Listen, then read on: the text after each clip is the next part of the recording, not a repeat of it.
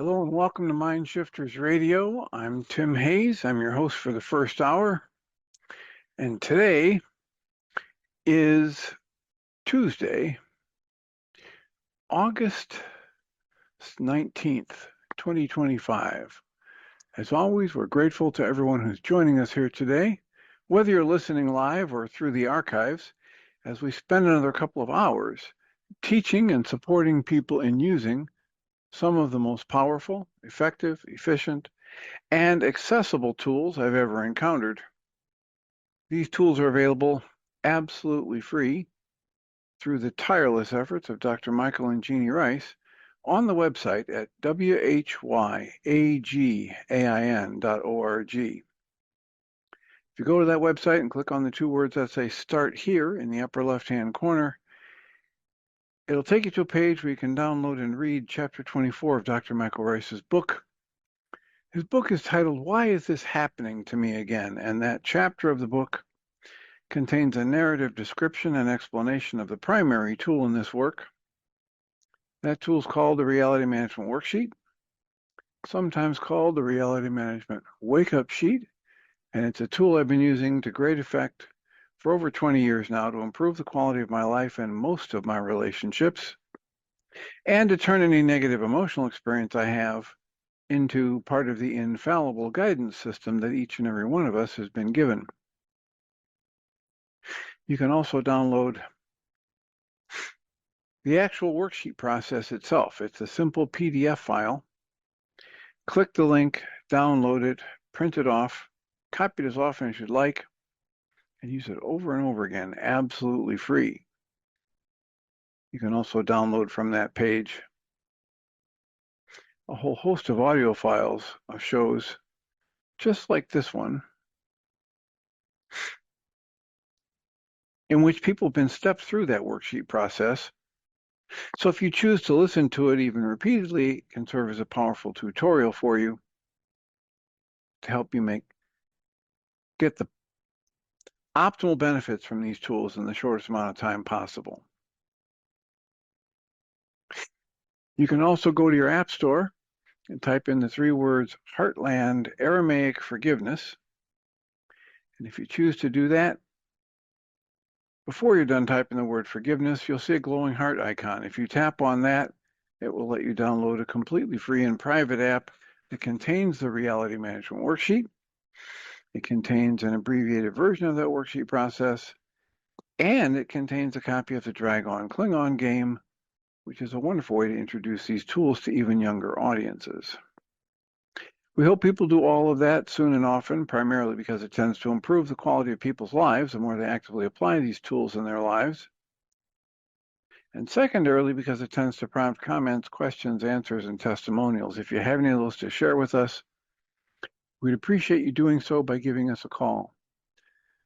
You can get on your phone or laptop and go to zoom.us. Find a whole bunch of numbers you can call directly through your cell phone if you have unlimited long distance, and then just add our meeting ID, which is 853-2357-4173. And so you can do that through the phone or through a web browser. And then you can also email us. You can email me at tjh@mindshifters-academy.org, or you can email Jeannie at jeanie@whyagain.org. That's whyagain.org.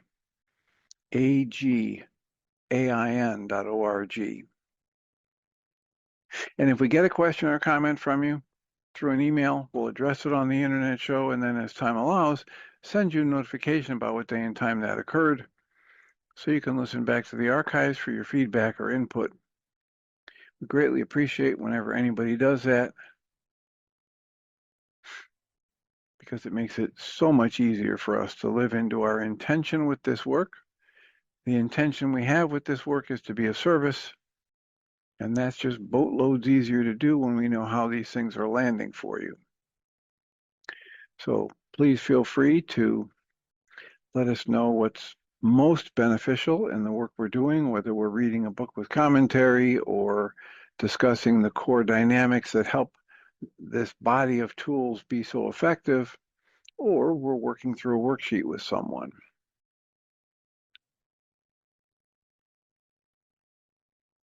It has been, as you might imagine, this is my first day back after being gone Thursday and Friday and yesterday, Monday. So there's been a lot going on, and I've been listening to the different shows that we have done, and then listening to Michael's shows on replay. And then yesterday I was able to monitor some of the show in the background when I was decompressing from the vacation. And I'm moved to some comments related to putting people on a pedestal in the very sneaky ways that we do, trying to be right in all the various sneaky ways that we do. And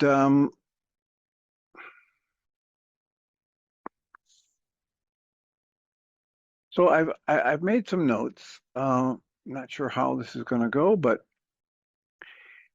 one of the things is a number of times in the past few weeks, Susan F. has talked about, quote, she's referring to me, and she says, quote, what you do, and then that's the end of the quote, but she follows that up with words and phrases that indicate that she thinks what I do is so good that she wants to emulate it. And what struck me about it, there's an energetic tone to that, but there's also the use of language that kind of distorts the tense, present tense, past tense, future tense kind of a thing. And what it came to me to talk about is if somebody says, well, you know what you do, I really want to be able to do what you do, dot, dot, dot, whatever that is. And that phrase in our language, at least to my mind, carries the implication that I always do it that way. And my note here says that whatever is being talked about, whatever is being focused on, whatever it is not, quote, what I do. It is simply what I was able to do at that time. And if I can make that simple distinction in language, if I can watch my garbled use of past, present, and future tense in my language, it's a good way to help separate out me as a person from the activity or the teaching. And what I wrote here is, it could be used to make a clear separation between the teacher and the teaching. And then I wrote, I guarantee that whatever, quote, good, close quotes, thing I may have done that you or somebody else likes or that you want to emulate, I guarantee you I do not always act that way. My point is that the process we have, this pattern, this conditioning, this cultural milieu of putting people up on a pedestal.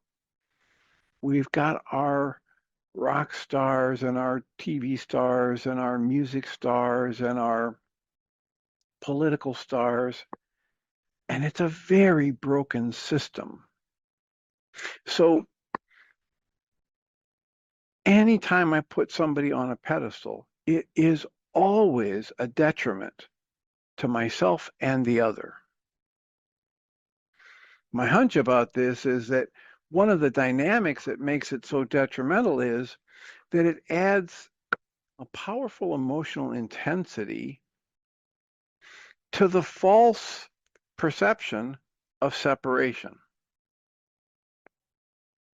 And in that next breath, it may also fuel any self-loathing thoughts by highlighting how much better I think the other person is than me. or what they do is so much better than what I quote do. And again, if I say what you do, the implication is it's what you always do. And none of us is that effective or efficient or consistent.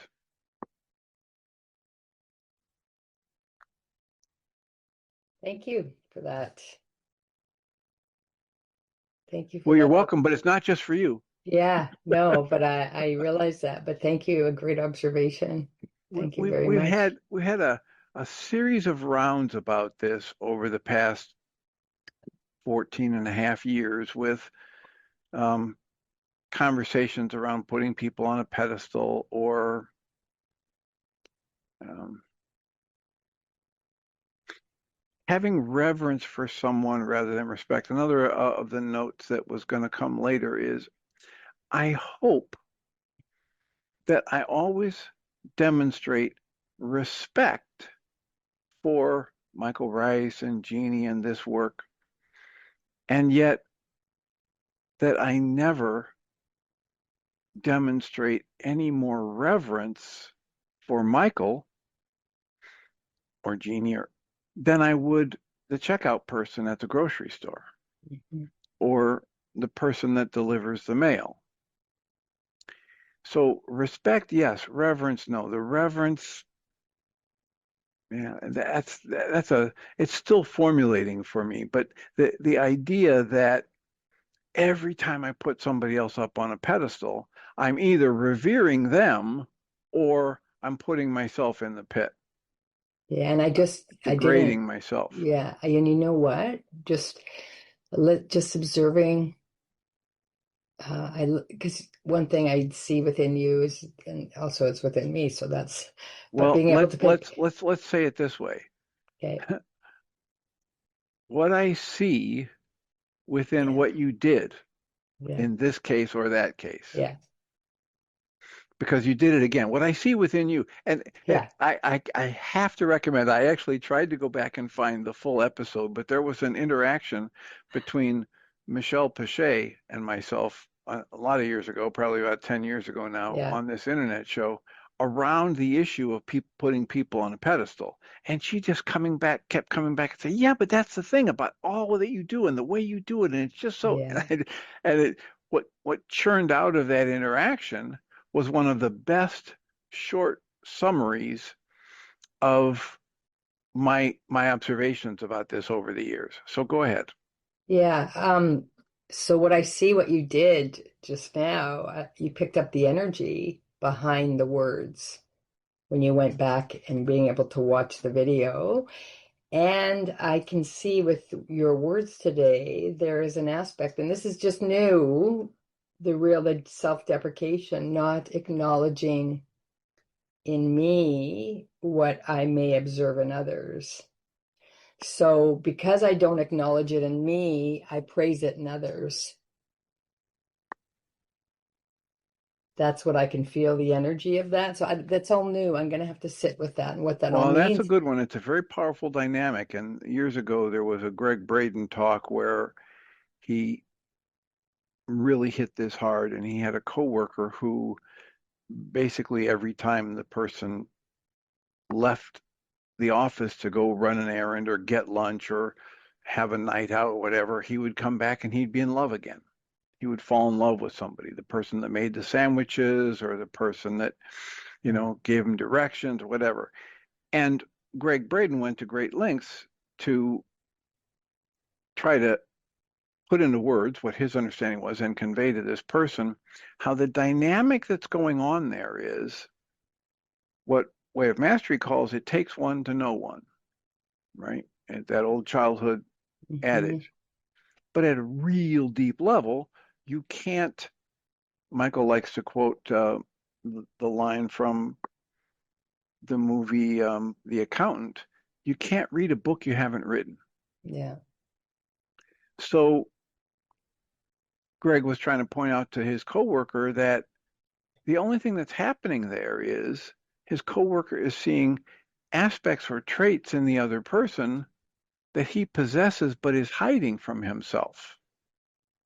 Yeah. I just And got and that. it can't Now, I don't know how true this is. It's just the dynamic that Greg Braden was observing and trying to describe that um,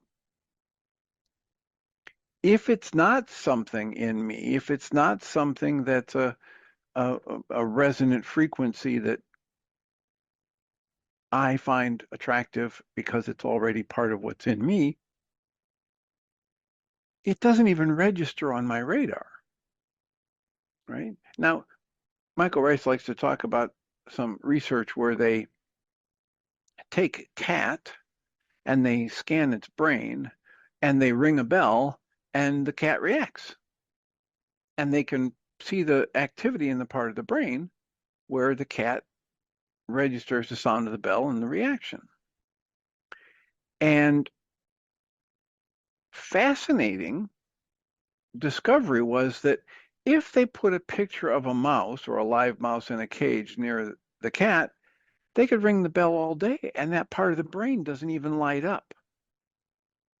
So it's as though there's a part of the cat's brain that's excluding the registration of the sound that's still hitting the ears. It's not like the cat takes its ears off, right? Yeah. The ears are there, they're still receiving the signal, but the part of the brain that registers the bell going off isn't lit up when the cat is focused on the mouse or a picture of the mouse. So if I'm in a situation where I don't really have that in me or I don't have any interest in it, and it's not like I hate that, because if I hate it, it's as strong a reaction in me as if I love it or Hmm. I adore it, right? To take the word love out of it. If I really, really like it, it's the same as really, really disliking it. I still have an attachment. I'm still using my energy to focus on it and generating a an various levels of energetic response.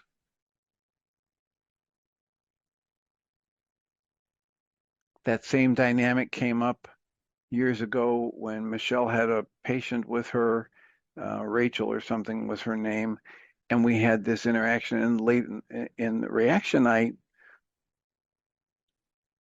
asked her to pay attention to anytime she's out in nature and she just feels this, joy and attraction and resonance, and to understand that she couldn't feel that if that same beauty wasn't within her. Hmm.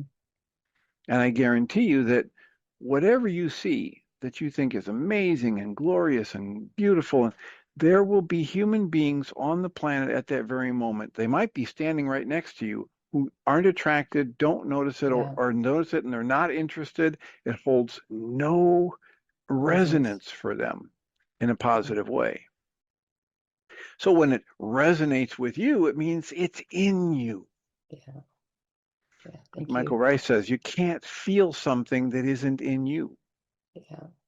And it's interesting. Well, your example, the kitty cats, it reminds me of another study I read about where they actually raised kittens in a horizontal room with walls that were all horizontal when their brains were being developed, and also another set of kitties in a vertical room. And then they changed them. And the kitties, when their brains were developed, could not, when they put them from the horizontal room to the vertical room, they couldn't perceive the vertical lines of the room. They found that. So it's similar. And it's interesting what you're helping me see, because one of my teachers tells me, and this I believe to be true, that you cannot, and I've noticed this when I get triggered by another, that typically when I get triggered by another trait in another, it's an aspect of myself that I haven't acknowledged or accepted.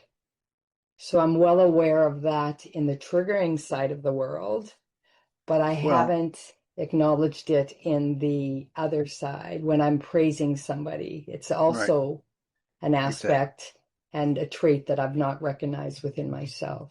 So you've exactly. And helped to that, close that loop. well, and that dynamic, the other side of it that you just brought up is in the bottom line observations. One of them says, I will never be upset about anything anybody else ever says or does or doesn't do Mhm. that I think they should, Yeah. unless I'm still focusing and judging myself negatively for something, for the same or similar thing, Yeah. for doing the same or similar thing.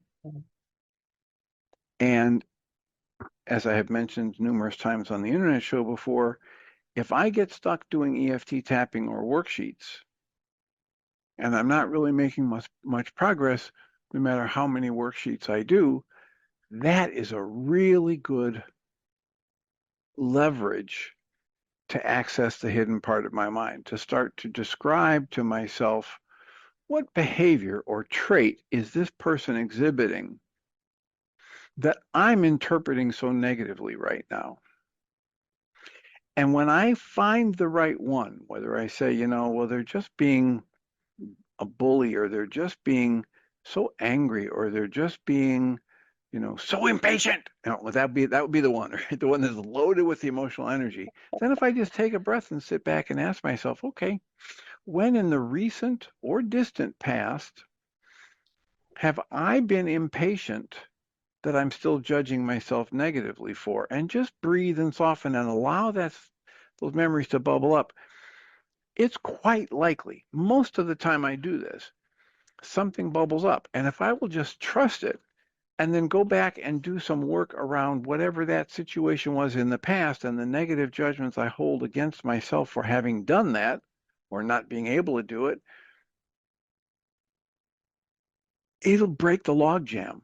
The energy will start flowing. The worksheets will be more productive. My judgment and the negative emotional energies that I generate through pouring my mind energy into that judgment will fade away. Mm-hmm. And then I'll have compassion for my younger self. I will no longer be judging myself negatively for when I was 8 or 13 or 15 or 19 or 27 or whatever it was.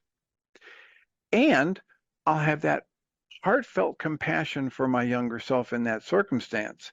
And when I come back to the present moment and open my eyes and look at the person my mind was trying to tell me I was upset about, I will have nothing but compassion for them. Mm-hmm. It'll be an automatic process. I won't have to strive for the compassion. It'll be the natural byproduct of understanding, oh, we're all in this together. I was in this pain, fear, or sadness turmoil back then when I did that thing. They must be in similar kind of pain, fear, or sadness turmoil today. Mm-hmm. Bless their hearts. Thank you. Yeah, it's bad what you sharing that. It was very helpful. Okay, so back to the notes.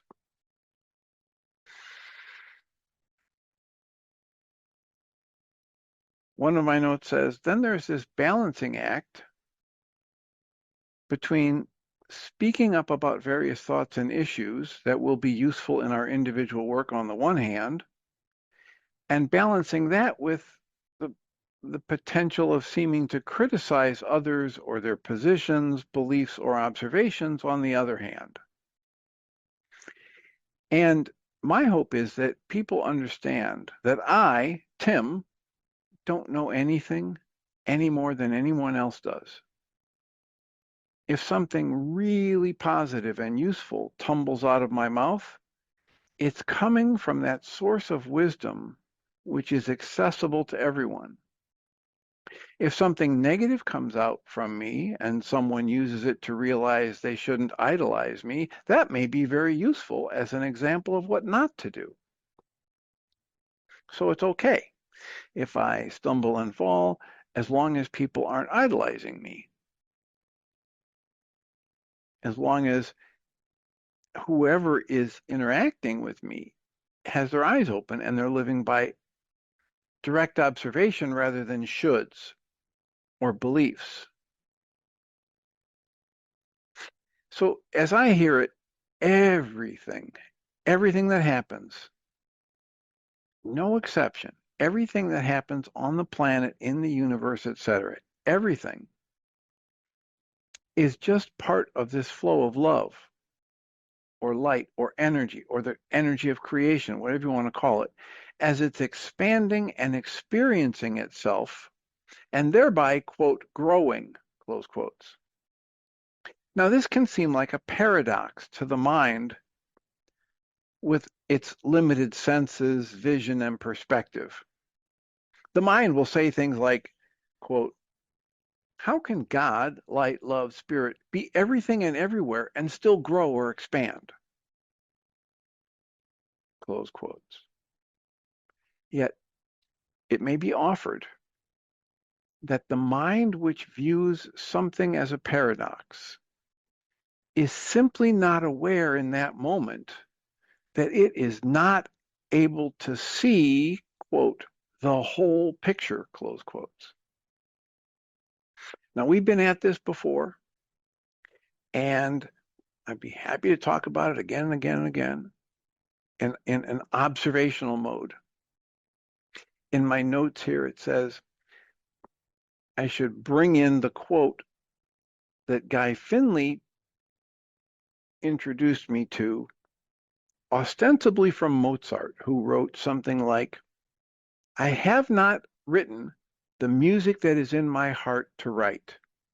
I may never, with the limitations of my five senses and the little octave, but that music is eternal, it is real, I know it, and it will be played someday. It's just not available to me in the body with the limitation of the senses. And the second thing that it came to me to talk about here, right in this idea that if I think something is a paradox, it simply means I don't have the proper perspective. So here's a thing that Elizabeth Gilbert was doing and inviting people to do. It's called writing yourself a letter or letting total love write you a letter. And Glennon Doyle, after many false starts and fits and sputters, did that and then read it and published it. And this is what love wrote to her when she let it come through her.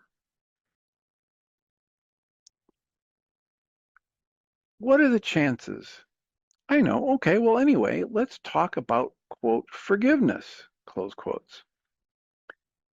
Glennon, I love that you're still chasing this idea. I love that you absolutely refuse to pretend to understand it. I love that you let ideas that you don't understand drive you absolutely nuts.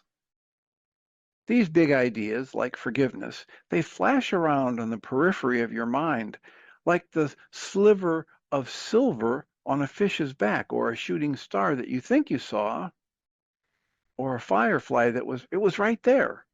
Oh, wait, no, it's over there. Where'd it go? Some are okay with these glimpses. They go on. They just get on with their life. But you, Glennon, you can't go on until you've chased down and trapped the firefly of an idea in a jar. And then you've stared at it so long that you know it's real, that you understand it in your bones, that you testify to it even. Sometimes the firefly idea suffocates to death in your jar. That's true, but still, I love this about you. It's what makes our relationship so promising, because you're always right on my heels, Glennon. It's funny, though, you've never before invited me to stop. You just keep chasing me. You've never before said, wait, sit down with me so I can ask you my questions and you can tell me what you know. You actually don't have to keep chasing and killing fireflies. We can just talk and I'll tell you all about them. So let's start with forgiveness. You're right not to believe in forgiveness, but not because it's not real. It's just never once been explained to you correctly.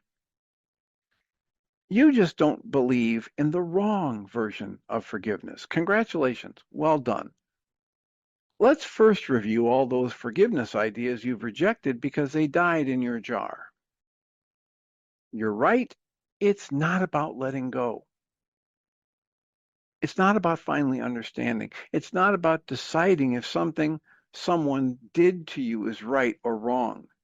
It's not about feeling mad or about not feeling mad anymore. It's not a gift to bestow or withhold. It has absolutely nothing to do with decisions or feelings or actions or relationships. It's not about being a bigger person or a good person or about morality in any way. Forgiveness is about distance. It's about perspective. It's about zooming out,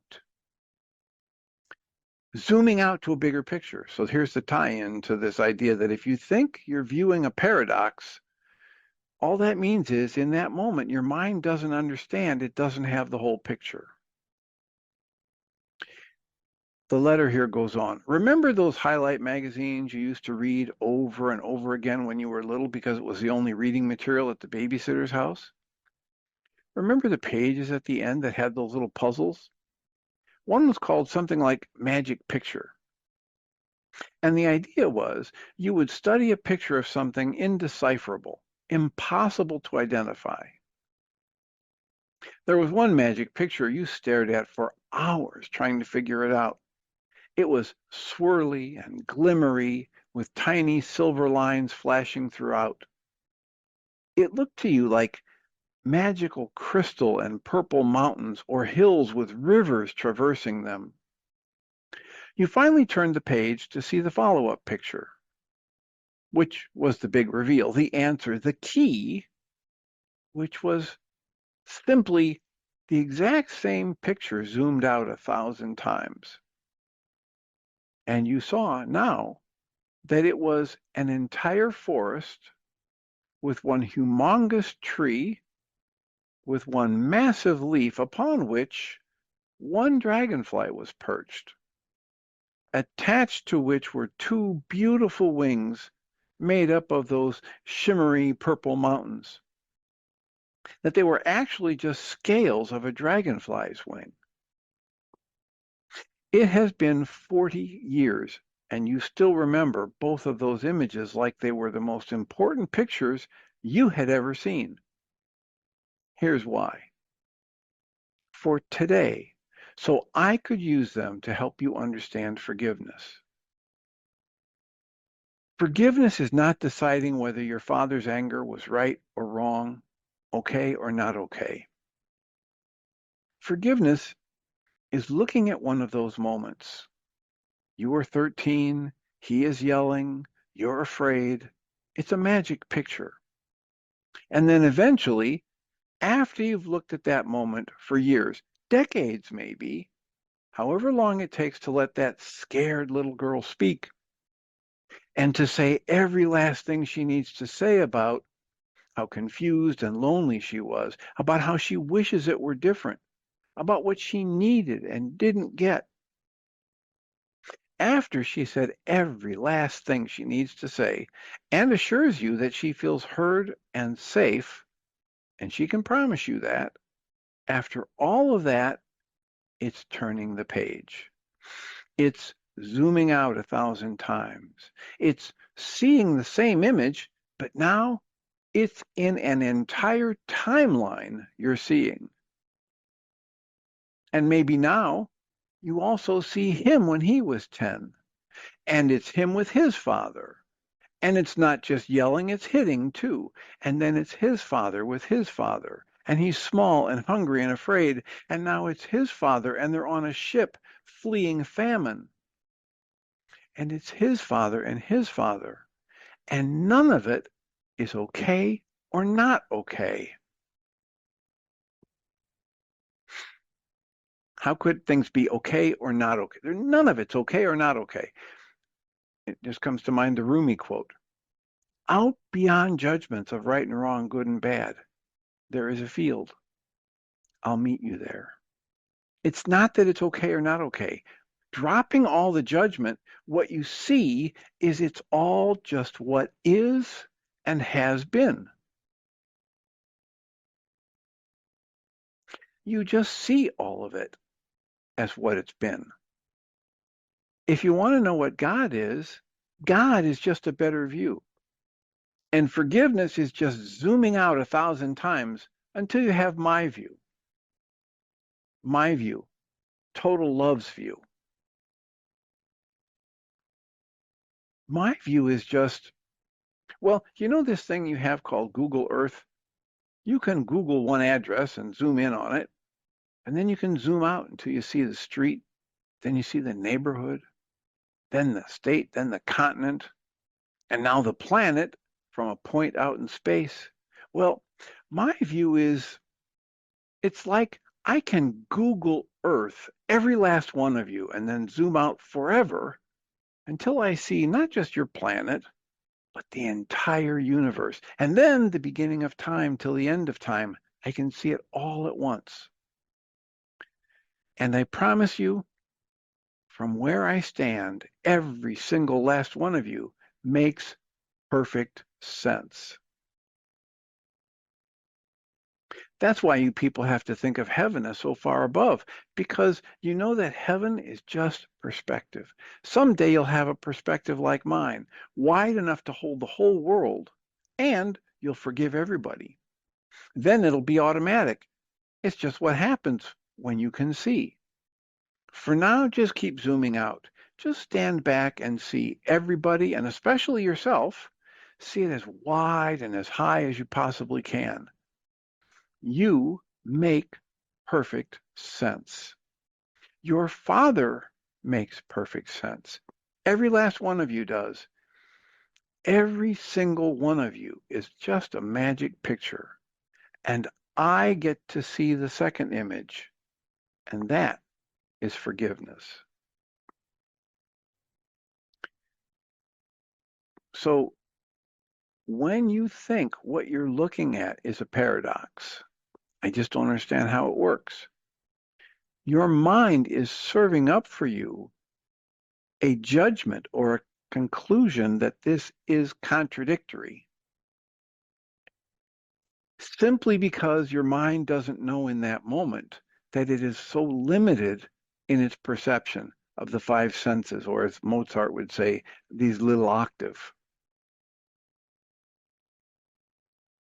So the Mozart quote about I have never written the music that is in my heart to write, but it is out there, it is expansive beyond words, and it is eternal, and I know one day it shall be played. That seems paradoxical. But people, the genius downloads, not genius people, but genius downloads that people get have pointed towards this experience, this deeper understanding. So then my note goes on here and says, my intention in participating in this internet show and the support groups is to help make available to others the tools which have been most useful to me. When I say or do things that muddy the waters, so to speak, I hope to catch it and offer apologies soon and often. I promote the use of awareness of tension where anywhere in the body or any emotion that one might experience as pleasant or less than pleasant, less than loving. I promote using that awareness of that tension as an alarm that indicates an error in thought and perception and judgment in here. And I'm hopeful that I'm increasing in my ability to look inside myself whenever I become aware of that, quote, alarm sounding, close quotes, and use it to initiate turning my awareness inside myself to ask, how am I creating this experience?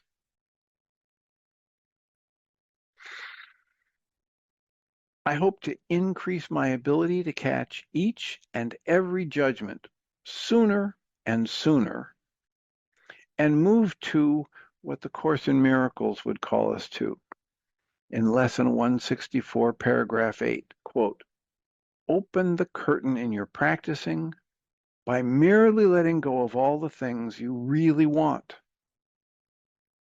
Your trifling treasures put away and leave a clean and open space where Christ can come and offer you the treasure of salvation.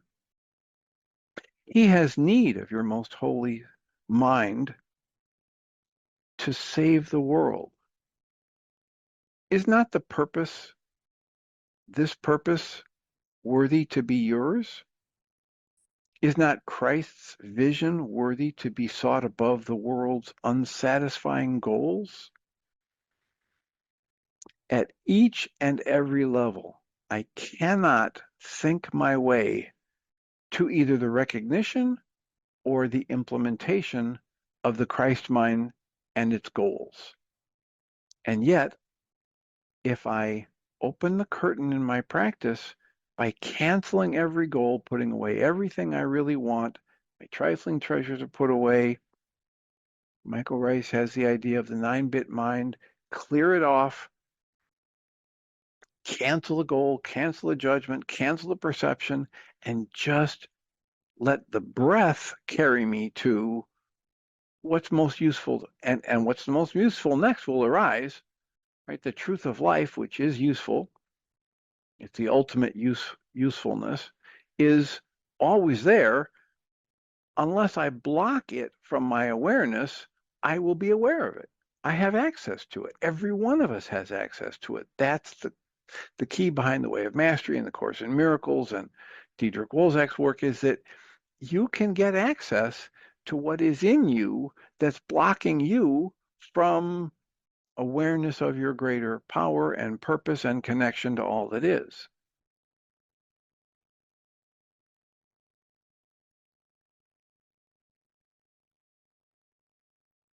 So if I say or do something that seems to be indicating that I think I'm right and somebody else is wrong, please point it out to me. That's not been the intention. And when those errors in the application of my own mind energy make themselves evident, I want to be willing to acknowledge it and turn the focus inside and literally open myself to be taught.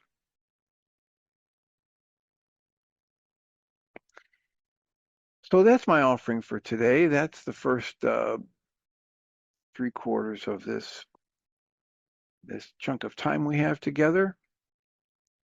I'll throw it open for comments, questions, answers.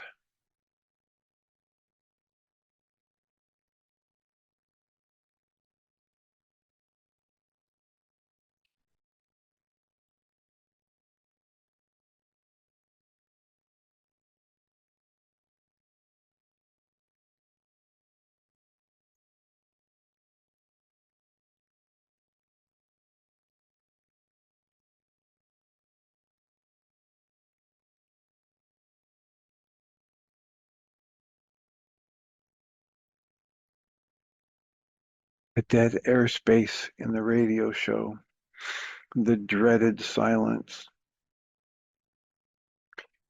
I had an experience of driving,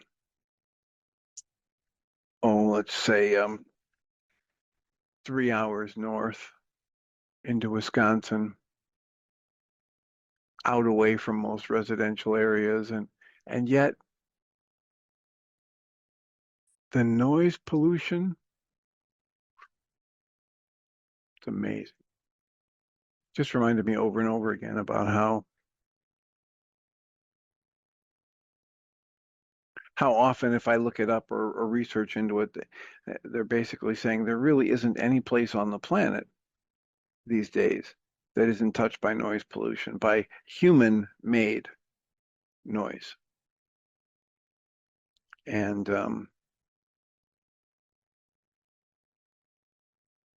so the other thing is, especially in the support groups, I'm much more comfortable leaving the silence, or what, for an internet show like this, they would call dead air. So Because tell it's about your time with your family, Dr. Tim. okay.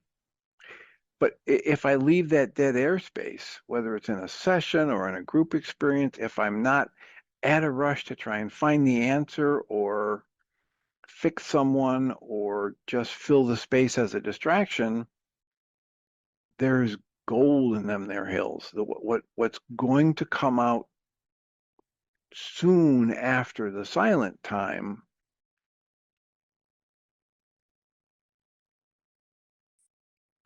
it'll be worth it. I guess that's all I should say with that. So time away with family was challenging, as always, and for the most part, everybody stayed healthy. Nobody was injured.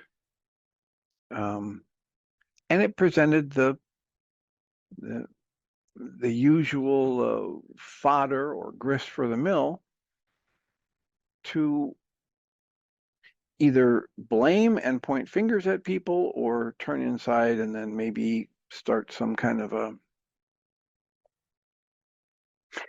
a group level dialogue about how much negativity there is in different individuals and how much indirect communication there is about either that negativity or other issues. So even within my own family, I've had at least 3 different discussions with people in the past couple days about how the source of most difficulty in relationships, family kind of relationships, easily one of the most common factors adding to conflict, etc., pain and suffering in relationships is indirect communication. Sally, let me tell you about that Matthew guy. And I'm complaining about Matthew. And then Matthew goes and complains to Susan about me. And round and round we go. And in my family, we come by it naturally because both my parents did it. They were well-intentioned and they were always trying to help fix things, but they would pull Susan aside to talk to Susan about her upset with Beth. Or they would pull Tim aside to talk about Tim's upset with Tom, or vice versa. Or they would talk to Sue and Beth about how to handle Tim differently when he's doing whatever he does that they don't like. And yet, whoever the identified, problem person isn't hearing it. They're not having somebody come to them and say, gee, I experienced this, Michael Ryce's responsibility communication or the art of nonviolent communication, which I strongly recommend to people as it's a $4 or $5 investment as an Audible file. Micah Salaberios is the author. There's also an On Your Mind podcast that he did with me that is available on the onyourmindpodcast.org.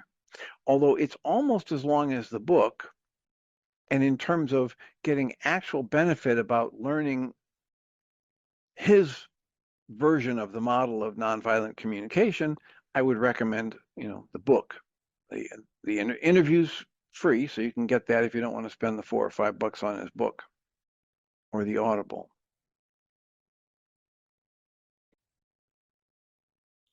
But I had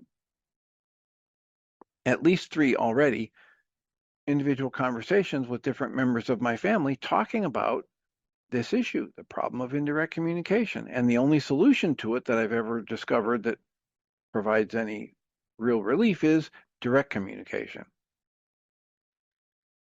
If I really don't like the fact that Susan Bingham is calling me out and telling me to talk about my vacation on the internet show, and we get off the show and I, send a text to Jeannie, or I call my friends, or I have somebody else that comes to the support group and we get on and we email and chat about how, that was rude of her. She's putting you on the spot.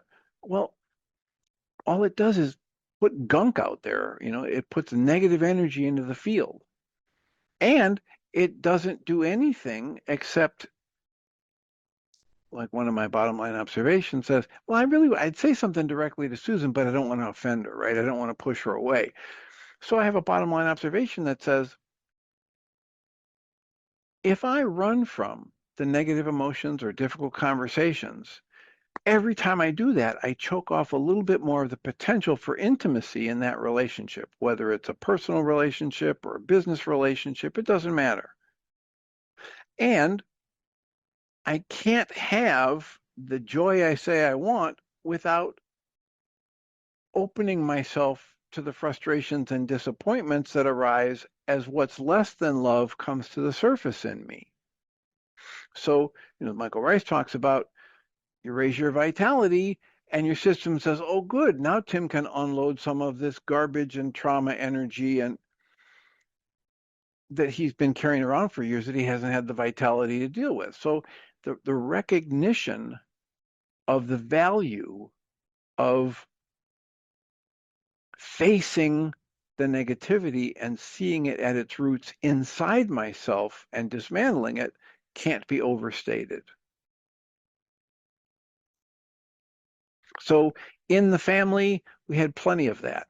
So much so that, as I just mentioned, I've had at least 3 conversations with people about, okay, so going forward, that was good. This is better than last year, right? Last year was a debacle, right? Catastrophe.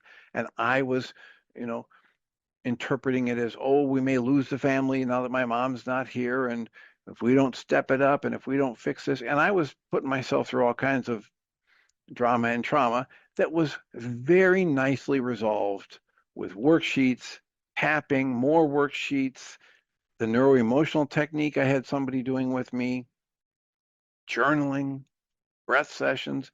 It got me to see, oh, what was happening was I was doing a lot of shoulding about what should happen or what has to happen now that my mom and dad are gone and they were the matriarch and patriarch of the family.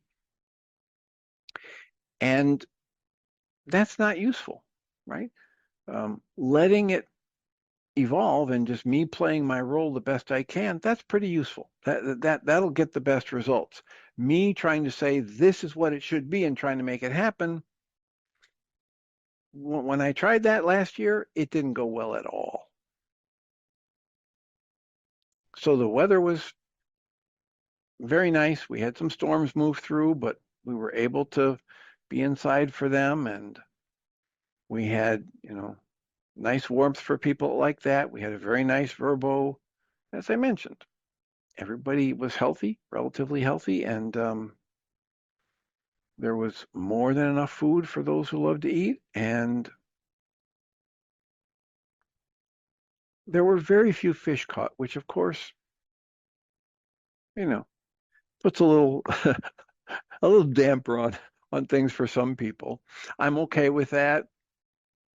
Some people really get, their gumption up and say, we got to find a better place, or we got to, rent a different boat or whatever. We got to rent a boat. We didn't even rent a boat this year. But so that was it. It was aside from the personality clashes and negativity, it was pleasant and uneventful, which is lovely for a vacation for yours truly, as an introvert and someone who loves to be outside in nature. So, any clarifying questions, Susan Bingham?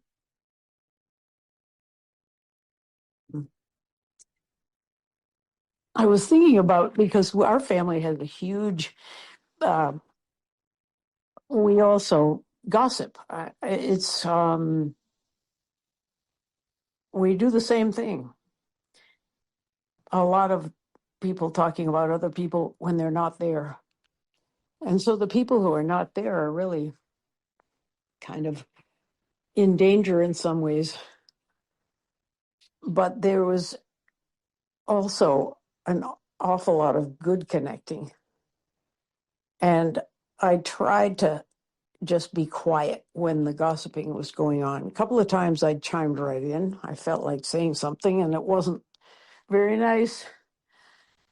I don't know if that can be avoided. How do you know why people do things? Well, but listen, rather than start to build a case for how it can't be avoided, let's just talk about one of the best solutions we found: direct communication. Mm-hmm. So, as I mentioned earlier, we in my family come by this naturally because both of my parents did this. My dad was a master businessman, counselor. He was more a psychologist in a businessman's body than anything else. And But in the corporate world, he learned to get a lot done by going around behind this and that, always well-intentioned, always motivated towards, pleasant resolution or productive resolution. It's just not a really good thing to do, especially in families. Mm. So I have a very vivid memory of a time when my dad and mom were still alive, but my mom was doing a lot of this indirect communication. And we were home for one of the holidays, and I'd walk into a room and she'd be talking to so and so about another person. And then I'd walk in another room and she'd be talking to somebody else about some other third person. So I pulled her aside and I gave her a little expanded talk of the one I'm doing now. And she said, "Oh, thank you," because, to me, I was her little boy who grew up to be a psychologist. So I was really bright and I really knew it was right. She's got it. This is great. Not a half an hour later, I walked outside and she's got somebody cornered in the driveway talking about another third person. And I walked right up to her and I said, "Mom, what are you doing?" And she turned red and, "Oh, I'm sorry." So, Right. it doesn't end instantly. And yet that doesn't mean you can't benefit by increasing your awareness of it and Right. choosing a different response. So the Mm-hmm. response I recommend is, if you have a loving, caring relationship with somebody and you have the energy to contain the negativity without, getting, choosing to get down about it, or if you have that energy and this certain level of value of relationship, feel free to listen. Lend a compassionate listening ear. However, if you have any intention to break this cycle and disrupt the negativity, the only thing I allow myself to say in that situation is, "Wow, that sounds like a difficult situation. It sounds like you really need to go talk to the person you're talking about." Mm-hmm. Like a broken record. And they'll say to me, "Well, yeah, but and I know you've dealt with this before. And what should I say to?" And I say, "I get it. It's a very difficult situation. It really sounds like you need to go talk to so and so." Mm-hmm. Just over and over and over again. That that's the best I have to offer. That is a very good idea.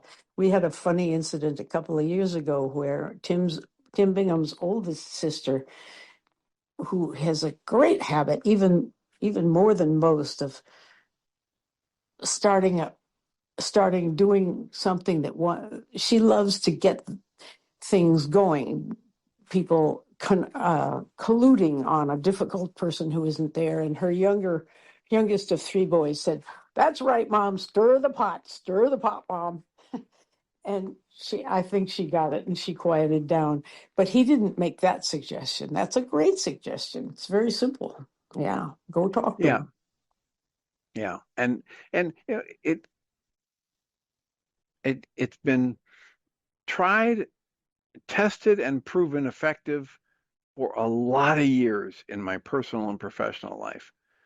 I probably really zeroed in on it when I worked at a hospital, and the rule was you're not allowed to even acknowledge there's a patient here unless you've got signed release forms, et cetera. And so it was Mm, just like a broken record. People would call up and, "I need to talk to, my son is in there, and my nephew, and whatever," and I could listen, and they'd stop and they'd say, "Sorry, I'm not allowed to share, but you can at least tell me if they're." "Sorry, I'm not allowed to share," mm, etc. mm. So I thank you and everyone else listening. We have reached the end of our hour.